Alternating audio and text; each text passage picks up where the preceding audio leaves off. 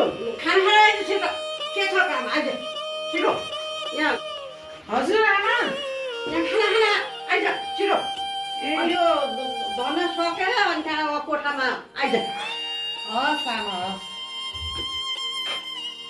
आमा मेरो काम त सक्यो किन बोलाउनु भएको हजुरले यहाँ अब ऊ तेल ल्याएर यहाँ बोरा लाउनु पर्यो हस् आमा हुन्छ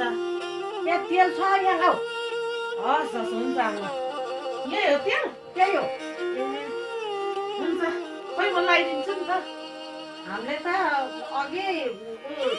नखाइकन खानेकुरो पनि नखाइकन सासु नलाई सबैलाई गएर माडमुड पारेर तेल लाएर अनि गएर के छ सासूले राखिदिएको अनि त्यही अलि खाएर अनि सुत्थ्यौँ अहिले चाहिँ अहिले अब तिमीहरूको पाला बोलाउनु पर्छ कहाँ पहिला जस्तो सबै हुन्छ त आमा पहिला जस्तो परिवर्तन सबै परिवर्तन भयो नि अहिले त अनि पहिला जस्तो त्यो नन्दा बुहारी सबै आमा जुन सबैलाई अनि काम गरेर त्यो त्यस्तो त काम त गलत हो नि होइन र पहिल्यैदेखिको चलेको चलन हो तिमीहरूले गर्नै पर्छ त्यसरी केही गलत छैन गर्दाखेरि हुन्छ अहिले तिमीहरू धेरै बाँचेका छौ